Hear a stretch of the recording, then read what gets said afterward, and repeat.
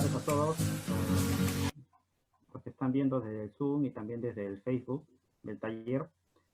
Bueno, el título de la ponencia, con más precisión, debería denominarse El contrato de trabajo y la nueva precariedad laboral durante la pandemia del COVID-19, puesto que, como voy a exponer a continuación, el COVID-19 no ha hecho sino incrementar, ¿no?, algunas precariedades que ya existían durante esta etapa anterior al COVID. Entonces, mi ponencia va a estar dividida en tres partes. Una primera parte está referida al tema de la construcción jurídica del contrato de trabajo, es decir, cómo se ha desarrollado, ¿no?, el contrato de trabajo y cómo ha salido del derecho civil. Una segunda parte es cómo cómo el contrato de trabajo está relacionado con la precariedad misma, ¿no?, laboral. Y una última parte está relacionada con el efecto de la pandemia, ¿no?, en el contrato de trabajo. Bueno, con respecto a la construcción jurídica del contrato de trabajo, es importante este tema, como señala Gino Giugni, ¿no?, el jurista italiano, a propósito de un artículo que publicó en la Enciclopedia del Novecento. Señala Gino Giugni que el contrato de trabajo ha sido una institución muy importante porque ha permitido, ¿no?, el incremento de la producción a una escala nunca antes vista. Y en segundo lugar, porque ha permitido también la reproducción misma del capital. Entonces, precisando ya el tema de la construcción jurídica del contrato de trabajo, según el doctor Carlos Palomeque López, esta etapa, este desarrollo del contrato de trabajo debe ser dividida en tres. Una primera etapa referido a lo que él denomina de la prestación institucional, una segunda etapa referida a la nueva tipicidad contractual y una última etapa referida al tema de la regulación contractual. En esta primera etapa de la prestación institucional se refiere básicamente a que las relaciones laborales en el siglo XIX estaba relacionado básicamente con una regulación de carácter civil. Se tomó prestado entonces rápidamente el tema de la alocación de servicios propios del derecho romano. Entonces, una de las primeras fuentes de esta regulación va a ser el Código de Napoleón de 1804, que justamente va a regular, ¿no?, y tomando prestado, ¿no?, las instituciones del derecho romano. Luego con los pandectistas, ¿no?, también en el siglo XIX, según el doctor Manuel Álvarez de la Rosa, ¿no?, justamente en su libro titulado La construcción jurídica del contrato de trabajo, va a señalar que los pandectistas van a lograr esa unidad del sujeto de derechos, pero se van a olvidar, ¿no?, de aquellas relaciones económicas que subyacen en los actores de este contrato de trabajo. Entonces su planteamiento va a estar basado en una abstracción, ¿no?, de un concepto abstracto del negocio jurídico. Entonces, por ejemplo, vamos a poner el caso de Bernhard Binschei. Binschei, en su famoso Tratado de las Pandectas, señala que tanto la locación de obras como lo que él denominó la locación de cosas van a estar regulados en el mismo derecho civil. Y en relación con la locación de obras, va a señalar que el objeto de ella es justamente la energía del trabajo, ¿no? Más adelante, ya con el mismo autor, Manuel Álvarez de la Rosa, va a señalar que hay dos construcciones jurídicas que se disputan la paternidad del contrato de trabajo. La primera de ellas es justamente la locación de servicios del derecho romano que hemos mencionado, y la segunda es la prestación de servicios alemana, que básicamente era una relación de vasallaje, ¿no?, de lealtad mutua. Y en este caso va a citar a Otto von Guericke, ¿no?, que va a estudiar justamente esta prestación alemana de servicios y los va a comparar con la realidad alemana, ¿no? Como en las industrias, señala él, va a existir una sujeción del trabajador con el empleador. Y entonces esto lo va a hacer remitir a esos contratos de carácter feudal, ¿no? Entonces, una segunda etapa que he mencionado es el de la nueva tipicidad contractual. En esta etapa ya, digamos que se elabora, ¿no?, una suerte de dogmática relacionado con el contrato de trabajo y se va a abrir un camino, ¿no?, teórico hacia su categorización. Entonces, pero también existía una serie de rechazos. En este caso, ya estamos hablando de comienzos del siglo XX, Marcel Planiol, en su Tratado Elemental del Derecho Civil, ya señalaba que el contrato de trabajo no debería salirse del derecho civil y debería denominarse contrato de arrendamiento de trabajo, en su relación con el esfuerzo que hacen también otros animales, ¿no? Este es lo que planteaba Marcel Planiol. Pero uno de los primeros que estudian el contrato de trabajo en relación con la subordinación va a ser el italiano, jurista italiano Ludovico Barassi. Ludovico Barassi, en su célebre obra Il contratto di lavoro nel diritto italiano, ¿no?, el contrato de trabajo en el derecho italiano positivo, ¿no? Estaba mencionando el caso de Ludovico Barassi, ¿no? Muchos habrán escuchado de este importante jurista que ayudó a configurar el tema de la subordinación en el contrato de trabajo. Justamente Ludovico Barassi señalaba que la subordinación era esa sujeción, ¿no?, que tenía el trabajador frente al control y al poder de dirección del empleador. Pero, sin embargo, Ludovico Barassi no tenía esa idea de que era un contrato de trabajo muy distinto del derecho civil, ¿no? Él señalaba que este contrato de trabajo tenía su origen en el derecho romano, igualmente en la locación de servicios. Y bueno, esto fue criticado también por Gino Giugni, quien señalaba que estos juristas se remitían, ¿no?, a esa sabiduría romana para poder entender el contrato de trabajo.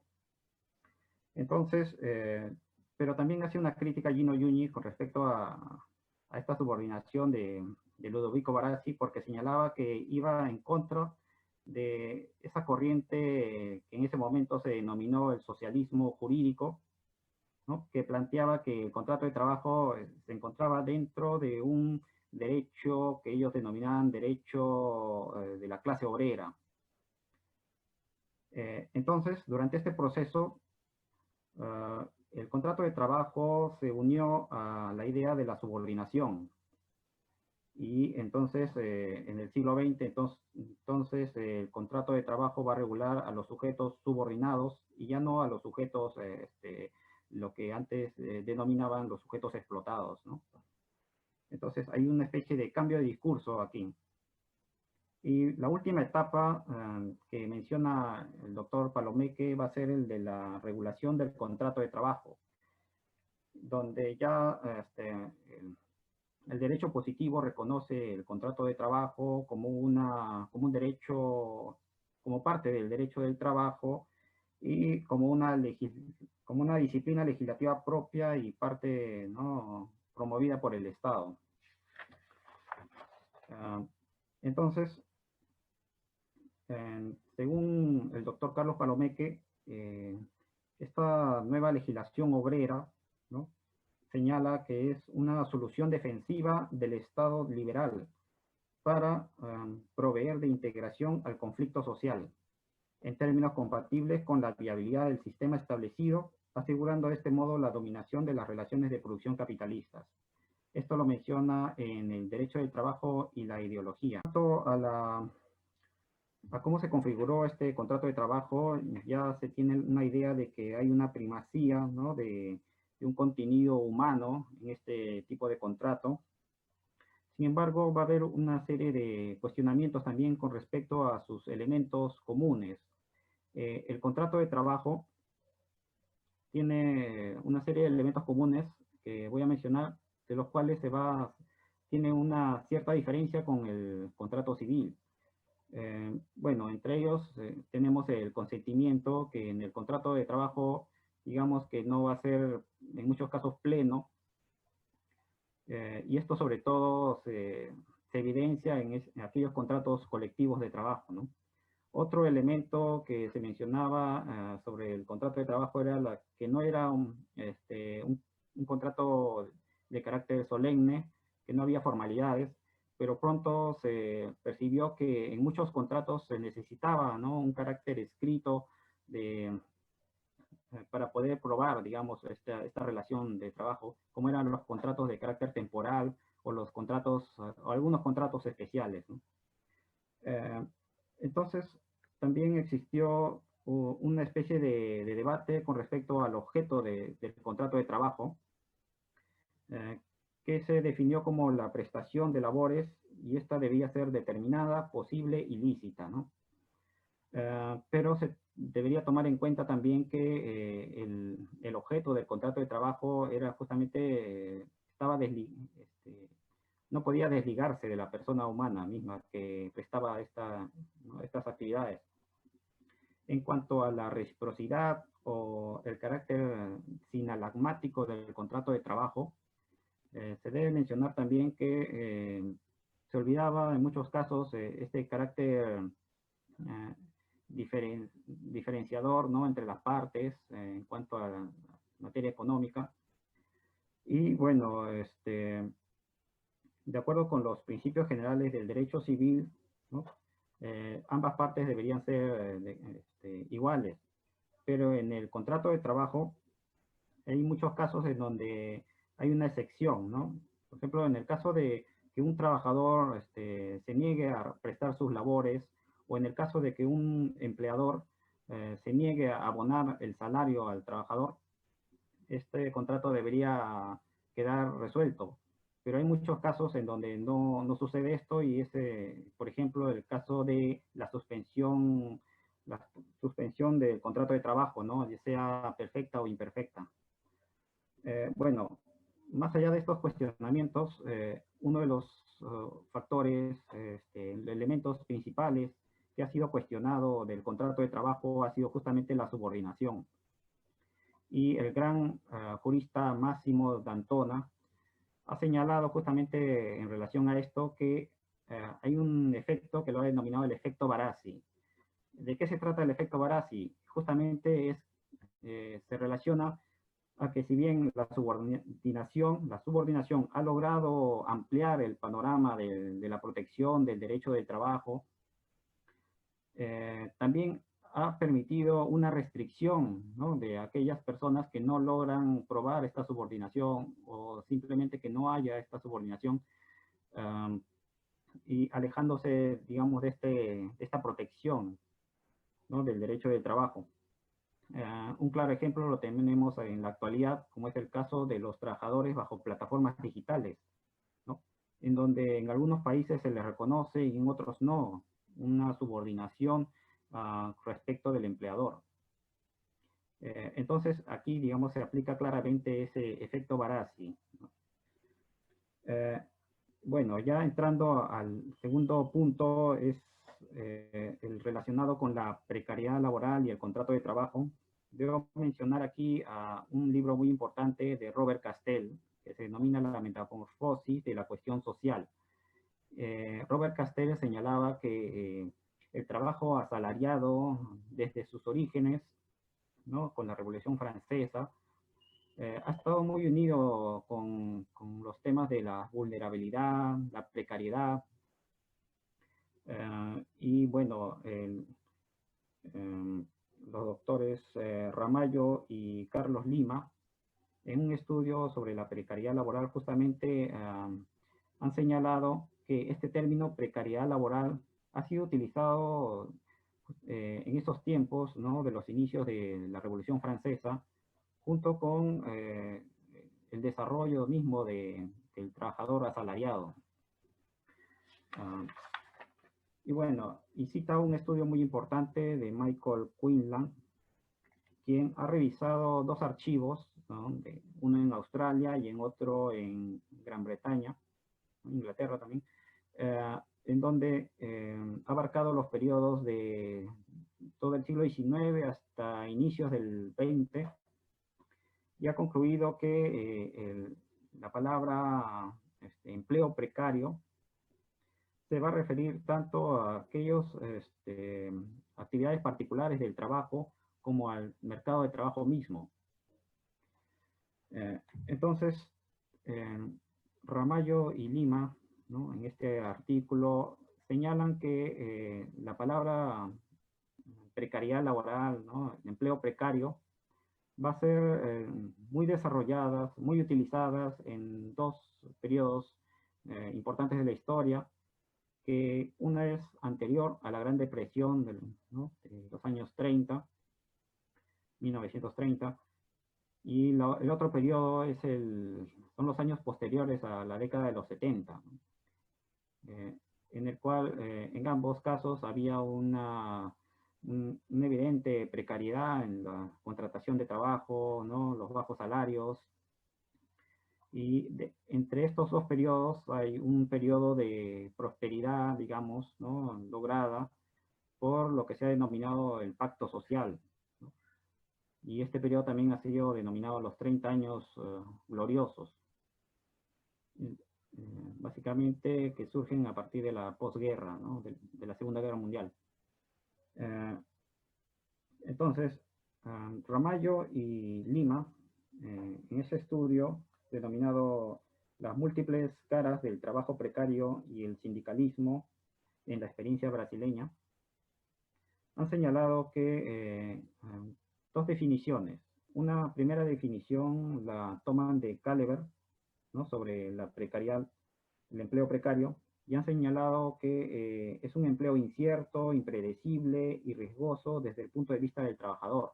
Entonces, esta es una definición subjetiva del empleo precario, pero luego recurrieron a una definición más objetiva de Wilson y Norbert Iber, ¿no?, que señala que el empleo precario es el modelo de relaciones industriales de precariedad que se sustenta en la inseguridad en las condiciones de trabajo y del mercado de trabajo, ya lo que añaden también un factor político, ¿no?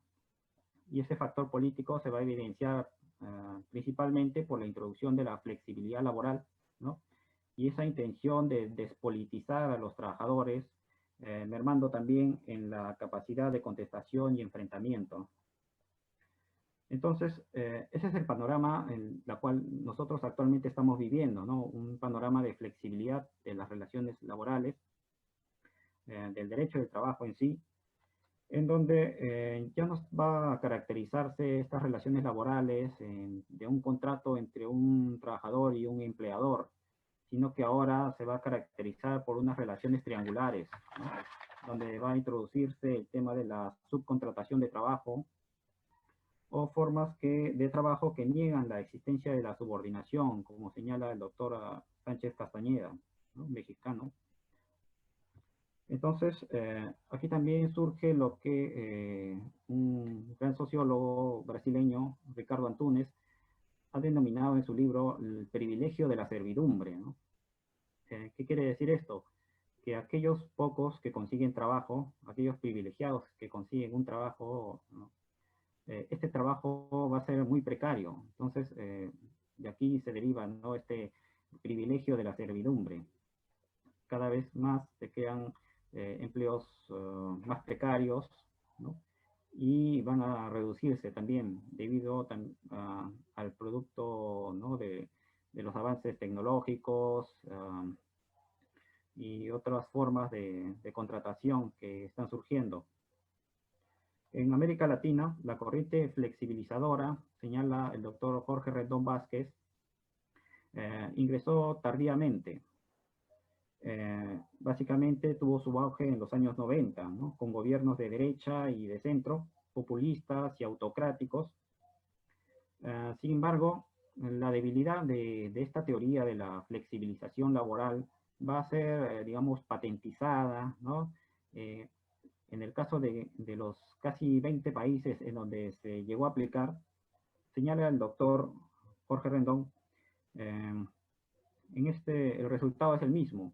La flexibilidad no ha significado nada bueno, no ha podido reducir el desempleo, no ha promovido la inversión, no ha contribuido a elevar el nivel de vida de la población, tampoco ha generado un mayor valor agregado, ni ha posibilitado un aumento de las contribuciones al fisco. ¿No? Por el contrario, ha servido solo para incrementar, ¿no?, los beneficios de los empresarios. Entonces, en nuestro país sucedió justamente esto, ¿no? Sobre todo en los años 90, en donde, si bien anterior a esto, en los años 70, se había logrado, ¿no?, una protección a los trabajadores de un mayor nivel, ¿no?, casi a nivel europeo en los años 70, con la introducción de los gobiernos que sucedieron en los años 90, se ha retrocedido, ¿no?, en esta protección a los trabajadores hasta casi niveles similares a los años 60 y anteriores. Básicamente, en nuestro país se regula actualmente el contrato de trabajo con el decreto legislativo 728, ¿no?, así como también la nueva legislación sobre las relaciones colectivas de trabajo. Entonces, entre las características de estas legislaciones, básicamente del 728, es que se ha extendido los contratos temporales, ¿no?, a una cantidad muy superior a la de otros países. También el tema del despido, ¿no? No me acuerdo qué jurista ha enumerado los tipos de despidos que hay en el Perú, y ha señalado más de 20. Entonces, se ha flexibilizado, ¿no?, digamos, el derecho del trabajo en el Perú a partir de los años 90, y aún siguen flexibilizándose, ¿no?, como vamos a ver más adelante. Claro, se debe mencionar algunos logros también, ¿no? En el caso del año 2001, 2002, gracias a la jurisprudencia del Tribunal Constitucional, se logró también la protección, ¿no?, de los trabajadores frente a un despido arbitrario, ¿no?, logrando la reincorporación de muchos de ellos.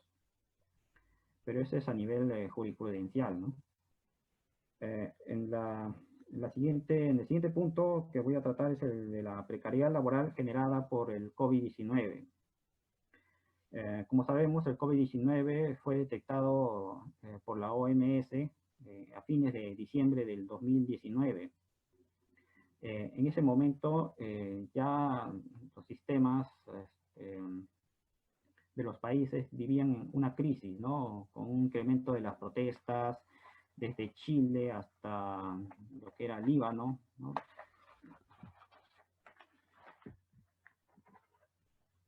Entonces,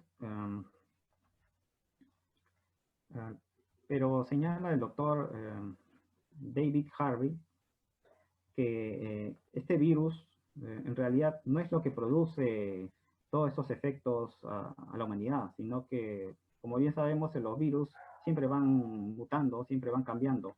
Son las acciones de los hombres los que va a permitir su expansión o su control, ¿no? Y en este caso señala varios países que han logrado controlar, gracias a sus políticas elevadas de la sanidad pública, ¿no?, entre otros aspectos, ¿no? Por ejemplo, China, Taiwán, Singapur, ¿no?, entre otros países. Entonces, no hay que centrarnos solamente en el problema de esta enfermedad, sino también existe, digamos, un problema que subyace a este aspecto, ¿no?, como son los propios sistemas en donde los países se desarrollan. En cuanto a la precariedad generada por el COVID-19, se debe mencionar que el COVID-19 ha generado una serie de empobrecimientos en la población, ¿no?, y con muchos despidos arbitrarios, que si lo unimos con el impacto que ha tenido la industria 4.0, ¿no?, en el caso peruano con la introducción de las plataformas digitales, vamos a ver que hay un un camino hacia una polarización del trabajo mismo. Un trabajo que está relacionado directamente con los aspectos intelectuales, que son los que van a permanecer, y un trabajo básicamente de servicios que van a aumentar. En este caso lo estamos viendo con los trabajadores, los repartidores, por ejemplo, ¿no? Que va a ser un trabajo precario principalmente, y estos son los que más se va a extender, ¿no? Como dice Ricardo Antunes, no es que la tecnología va a desaparecer el trabajo, porque el trabajo solamente lo hace el hombre, pero sí va a incrementar, ¿no?, sus fuerzas productivas, y también va a lograr una precariedad, ¿no?, de muchos contratos. Entonces, surge así en nuestro país lo que se ha denominado el trabajo remoto, ¿no? Básicamente con los decretos de urgencia 26-2020, decreto supremo 010-2020-TR y la resolución ministerial 072-2020-TR, ¿no? Que aprueba la guía para la aplicación del trabajo remoto, ¿no? Entre otras leyes. El trabajo remoto, digamos que es definido como la prestación de servicios subordinada que realiza un trabajador que se encuentra físicamente en su domicilio o en el lugar de aislamiento domiciliario, ¿no? En nuestra legislación no se ha previsto que el empleador esté obligado a proporcionar los implementos para que el trabajador logre realizar sus servicios en un domicilio, un lugar de aislamiento, ¿no? Solo se señala que el empleador podría, digamos, compensar, ¿no? Pero no obliga al empleador. Algo similar que es el contrato de teletrabajo, ¿no? En donde sí, digamos, hay una serie de normas, de artículos que obligan, en este caso, al empleador a todo lo necesario para que el trabajador preste sus servicios de manera remota también. También muchos temas muy controvertidos, como es el caso del derecho al descanso. El decreto legislativo 713, ¿no?, en sus artículos 1 y 19, garantiza que todo trabajador de forma necesaria goce de su descanso semanal obligatorio, en donde la compra de vacaciones solamente podrá ejercerse por un periodo de 15 días, ¿no? Entonces, ya por el hecho de reducir, ¿no?, estas vacaciones, ya se está afectando, a mi entender, debe ser este principio de ejercer, ¿no?, este tiempo libre por parte del trabajador. Entonces, se asimila a una especie de contrato civil en donde uno puede renunciar, ¿no?, a una serie de derechos a favor de una compensación económica. Y todo esto fue desarrollado luego por el Tribunal Constitucional, ¿no? En su sentencia del expediente 4635-2004-AA-TC, ha señalado que el acceso a todo trabajador al disfrute de su tiempo libre y del descanso, ¿no? E incluso, bueno, citan a los derechos humanos, al Pacto Internacional de Derechos Económicos y Sociales, donde se protege el derecho al descanso del trabajador, pero no nos dice nada sobre la posibilidad de que los trabajadores puedan vender sus vacaciones, ¿no? También otro caso sucede con el tema de la reducción de remuneraciones, que se basan en una antigua ley de los años 40, la ley 9463, ¿no?, que permitía la reducción de remuneraciones aceptadas por el servidor, ¿no? Salió una ley también, la ley 30.709, que modifica el artículo 30 del texto único ordenado del decreto legislativo 728, que originalmente señalaba que como acto de hostilidad, ¿no?, en el inciso B, equiparable al despido, la reducción inmotivada de la remuneración o de la categoría, ¿no? Con la ley 30.709 se modifica y va a señalar que la reducción, en el inciso B, la reducción de la categoría y de la remuneración, va a eliminar esta palabra, ¿no?, inmotivada, donde hasta cierto punto protegía de un mayor modo el derecho al trabajador. Pero con el reglamento, ¿no?, que surge después, ¿no?, se va a precisar que esta ley dispone por decisión unilateral del empleador que carece de motivación objetiva. Es decir, se va a incluir otra vez que sea una decisión inmotivada para que pueda configurarse una hostilidad, ¿no? Equiparable al despido. Entonces volvemos de nuevo a lo que antes se regulaba, ¿no? Como una precariedad en esta protección de las remuneraciones del trabajador. Y luego surge una serie de sentencias, jurisprudencias, que justamente van a avalar esta posibilidad de que el empleador pueda reducir las remuneraciones, incluso sin consentimiento del propio trabajador, que es incluso más perjudicial. Tal es así que tenemos la sentencia, la casación laboral 3711-2016, ¿no? Que toma como motivos habilitantes para la disminución del salario mediante un acuerdo colectivo, ¿no? Es decir, ya no estamos hablando de solamente algunos trabajadores particulares, sino que ya se abre la posibilidad a una reducción, ¿no? de los salarios de todo un grupo de trabajadores, ¿no? Que es lo que se denomina la reducción, ¿no?